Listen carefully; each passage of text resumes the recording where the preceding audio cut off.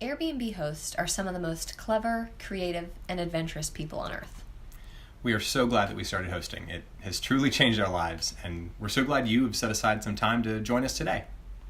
5 years ago, we'd only experienced the guest side of Airbnb, staying in some really unique places and taking fun, romantic getaways, and we never even thought of becoming host. But that all changed one day.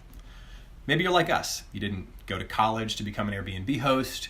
You didn't plan to be a professional, but you're either already doing it or you're considering opening a space just to welcome out-of-town strangers in exchange for money and the promise of good behavior.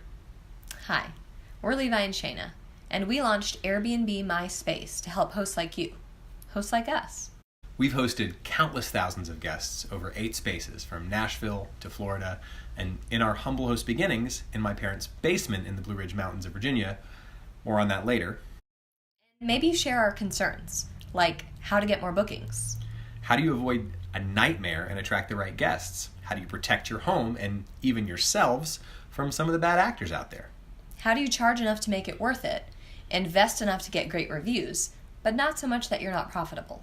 And how do you make it all run efficiently so it doesn't take so much time, attention, and emotional energy and take over your life? We've answered those questions for our own hosting operation, For my parents, for our friends, and for numerous hosts across the country and around the world. helping them increase bookings, run an efficient and streamlined operation, save money, resolve guest conflicts, prevent future issues, and increase their overall bottom line in time, money, and emotional energy. And today, we're going to teach you 3 simple techniques to avoid the bad actors, protect your assets and your space, and recoup any losses that can occur as a result of even the best guests. But before we get to that, Levi's going to tell you how we got into this business in the first place. Every superhero needs a good origin story, and mine starts with a colossal failure. I was 33, living at home on my parents' farm in their spacious first-floor apartment with It's a basement. It's a daylight basement. It's still a basement. I was living in my parents' basement, like you do when your life is unexpectedly blown up. I was laid off from a really cool .com startup in 2008. My wife left me in 2009, not this one. And I was laid off again from another .com startup in 2010. So, I was living in my parents' basement. Then I got this out-of-town job offer for a summer job because apparently I'm 17 years old. And my dad, being the paragon of thoughtfulness that he is, offered this encouragement as I was preparing to leave, and I quote, So as soon as you're gone, we're going to pack the rest of your stuff in banana boxes and have us a bed and breakfast. See if we like it. And if we do, when you come back, you can stay in the barn. Well, I love a good joke as much as the next guy, so I took photos of their first floor apartment. It's a basement. And I created an Airbnb listing. Surprise! What's the worst that could happen? They get guests? Well, they did. I sent them an email with a link to their listing saying, congratulations, you're a B&B. And I really wasn't at all surprised when my dad responded, super excited, and actually whooped, and I quote, Daggone, we're a B&B. So I surprised him with the next bit of good news. Their first guest will be arriving in a little over a week. One more time with feeling. Daggone, we're a B&B. Fast forward a few years. I moved out, got an apartment of my own, like an adult. I married the great love of my life and moved to Nashville. I continued to manage my parents' Airbnb remotely, and one day we discovered that our Nashville landlord had a few apartments just sitting vacant. So we approached our landlord, worked out a deal, and launched a space of our own. And then 2 more. And then 2 more. And we worked out a lot of kinks along the way. And then the questions started coming in from our friends and guests alike. How did you do that? How do you get more bookings? How do you screen guests? How do you protect your investment? And on and on. So we helped. And then the co-hosting began, setting up listings, answering questions, helping other hosts manage their spaces remotely, and helping resolve guest and space-related issues. We discovered something interesting, that everybody had the same basic questions, and the most helpful answers were maybe not the same for every host, but they were all guided by the same set of principles. Over the past 5 years, we've been privileged to help dozens of other hosts, get more and better bookings, be more efficient, spend less time, spend less money, get better results, and avoid negative or tricky guest issues, and earn more money while saving the emotional energy that a bad hosting experience can cost. And we'd like to help you too. Yes. Today, we're going to help you get great guests, protect your space, scare off guests that aren't a great fit, spot a potentially problematic guest early on, and navigate the tricky emotional landscape that is being an Airbnb host. In a couple days, we'll be sharing another video covering some of the systems we use to make hosting simple and efficient. We'll share some of our best communication tips, and we'll include a few templates you can download and start using right away. These are the things we wish someone had shared with us when we first got started as Airbnb host. So, the first step to getting great guests and protecting your home is to pre-qualify them in your listing. You can simultaneously attract the very best guest and scare off the bad actors with the words and photos in your listing. Doing this will improve guest quality, guest and host satisfaction, improve your reviews, and minimize problems. In your description, be a real person and be a professional. Strike a balance between describing your space and revealing a bit of your personality. It's all about balance.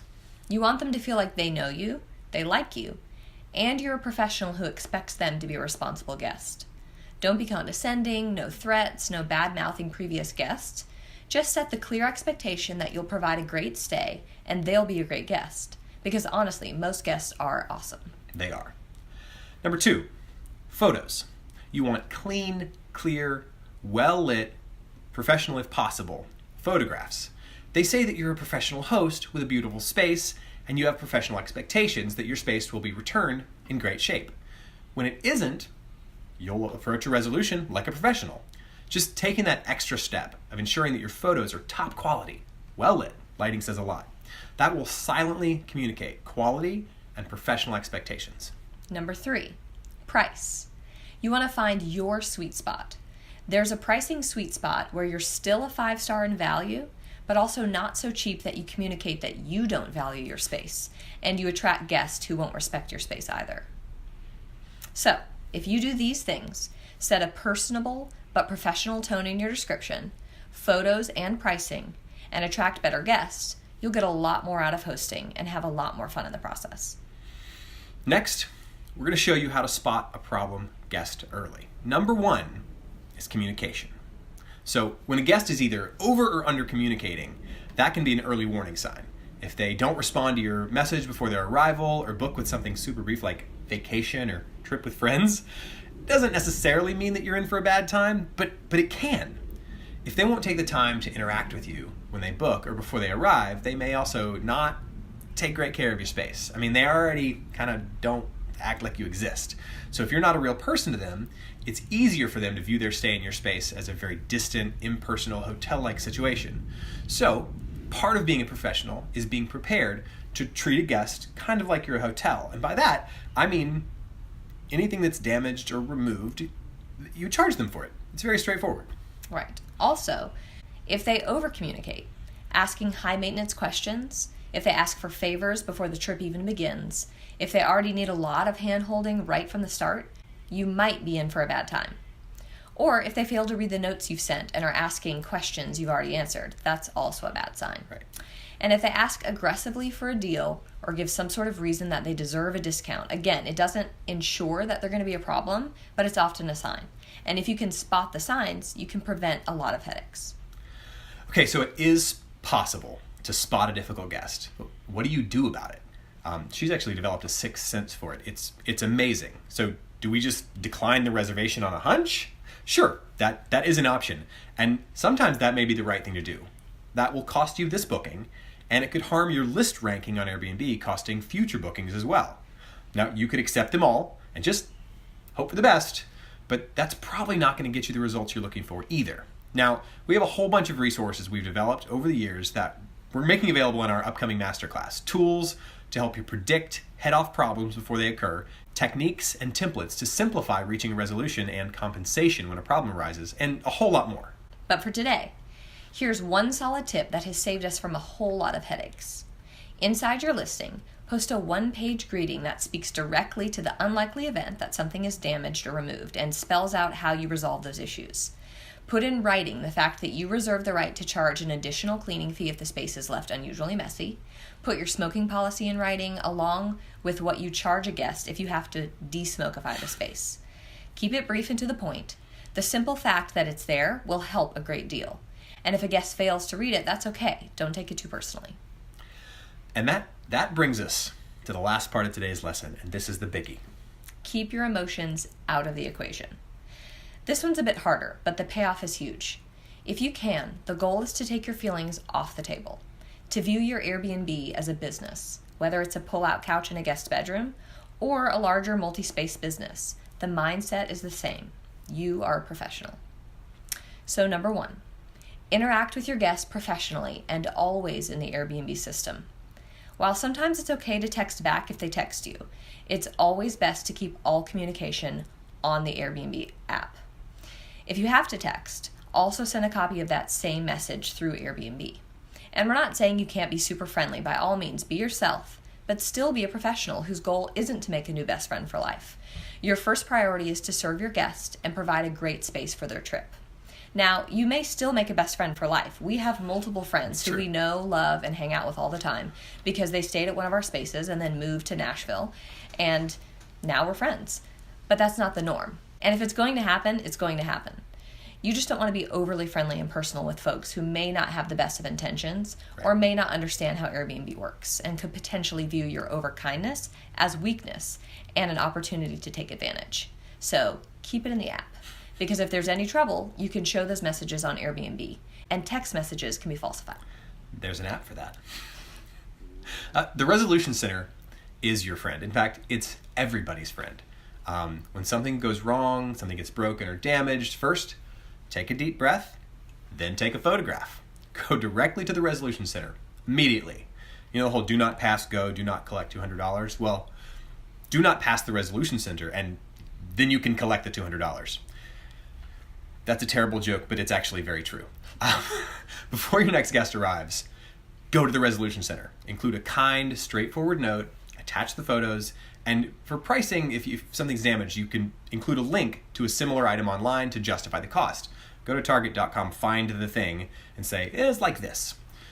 The simple, professional action can immediately alleviate some of the hurt feelings you may be experiencing, and it helps your guest understand that they're responsible for their actions, whether or not it was intentional. And when you get reimbursed to replace, repair, or clean up after a difficult guest, it just makes you feel better about the universe. And it helps your guests learn that they should be more careful in the future. This is a great lesson for everyone to learn over and over again. As humans, if we were more aware of how our actions affect others, we'd live much kinder, gentler lives, and we wouldn't destroy people's Airbnb spaces. Right. So we have one story about this where some folks destroyed one of our spaces, and I took it really, really personally for a few reasons. Frankly, I think they were filming The Hangover Part 4. Right. That's what it looked like. Partially, it was a new space. I just set it up like 2 months earlier, so everything was brand new. So it really hurt. But also because when we went to them via the Resolution Center, they were They were just mean and unfriendly and didn't want to pay. So it was kind of a mess. But the moral of the story is that I've learned as I've gone through a few of these situations that I can't take it personally because it's not personal. Like these people are not thinking about me and while they destroy the house. And we don't really want them to be thinking about us. We want them to be enjoying their stay in the city. It's about them. Right. And then making the Resolution Center work for you helps also, again, to take the hurt feelings out of it because you can buy a new bedspread that they stained. It's not, the only one out there that exists. And so what if their Jell-O shots turned the bedspread blue? Right. New bedspread. And the extra time that it took to clean, you can get reimbursed for that. Like Airbnb set up to cover you on those things. Right. So it can all turn out really well. And 3 kind of goes along with that is to read your reviews in chunks. This may seem counterintuitive, but just try it. Reviews are the most important thing at first, or it can feel like that.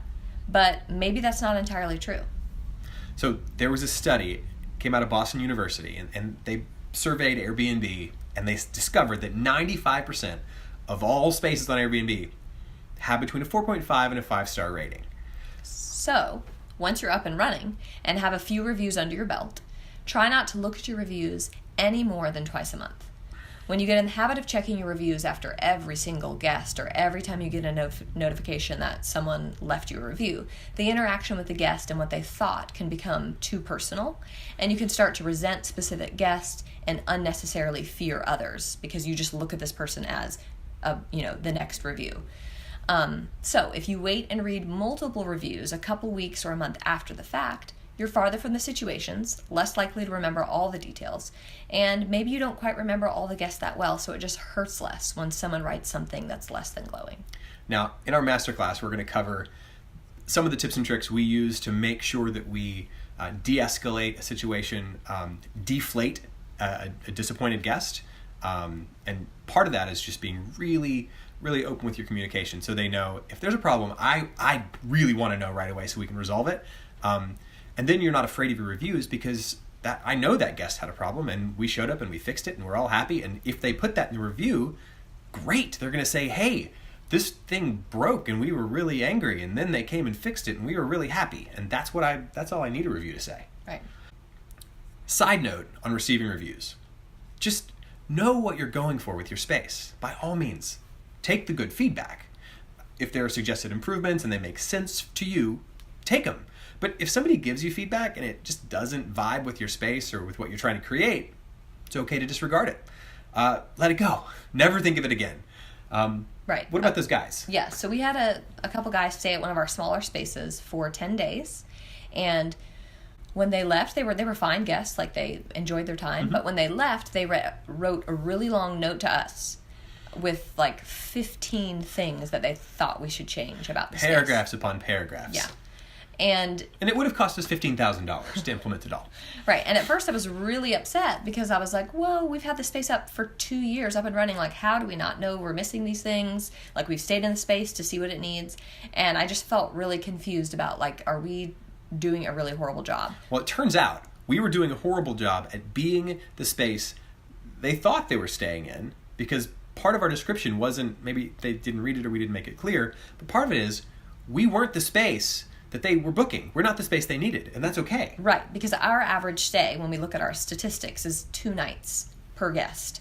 So these folks that came and stayed for 10 days, they were judging the space on like a long-term stay, and that's not what the space is or what it's set up to be or what people use it for. So just kind of like knowing what your space is and being able to take those reviews and filter out the ones that don't really relate to you.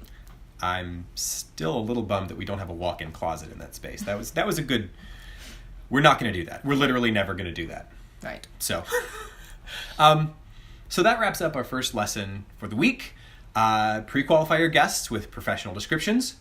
Have great photos. Use a reasonable price, showing that you're a real person, a professional, and you have every expectation that your guests will respect your rules, take great care of your space. Be wary when a guest communicates either too much or not enough, asking for a deal or failing to respond to your messages.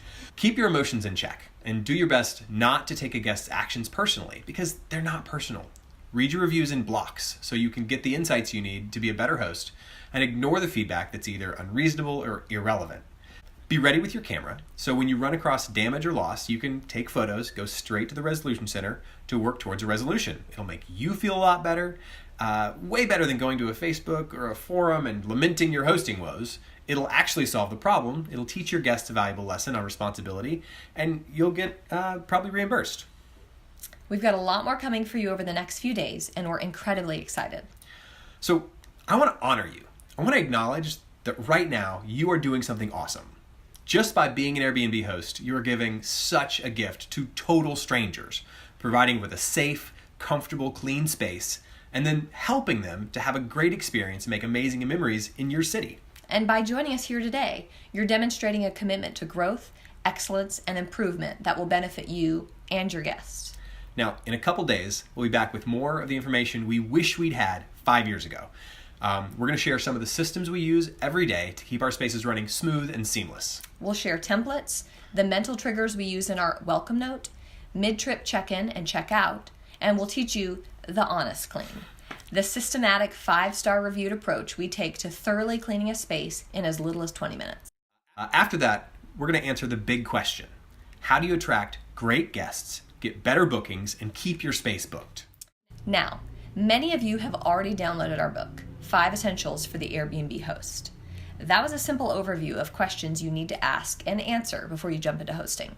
If you enjoyed the book, you may want to go deeper with our upcoming masterclass, where we'll cover these and many other topics far more in depth. And we'd love to hear from you. Many of you have already reached out with questions or comments, and we love that. If you have a topic you'd like us to cover or a specific question, please let us know, either in the comments or email us at helpme@airbnbmyspace.com. And if you got something of value out of today's video, I'd like to ask you to do 2 things for us and for you.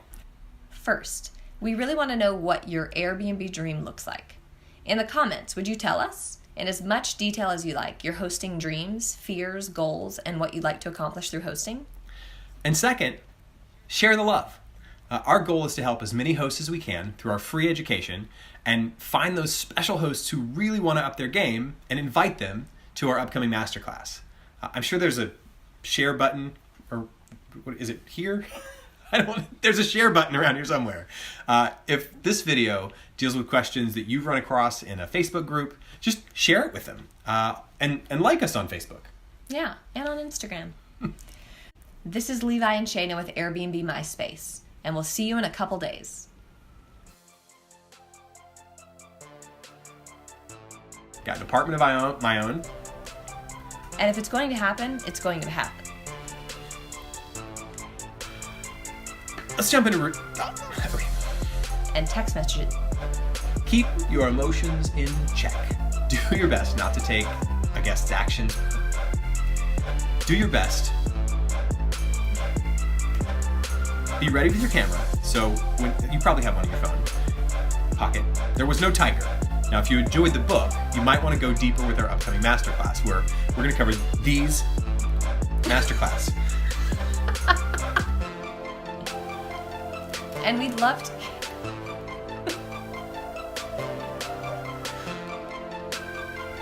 I said that one. Yeah. And today...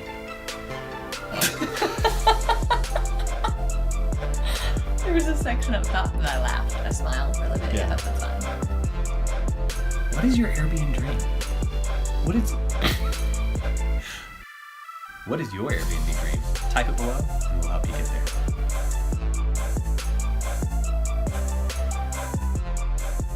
It's a daylight basement. It's still a basement.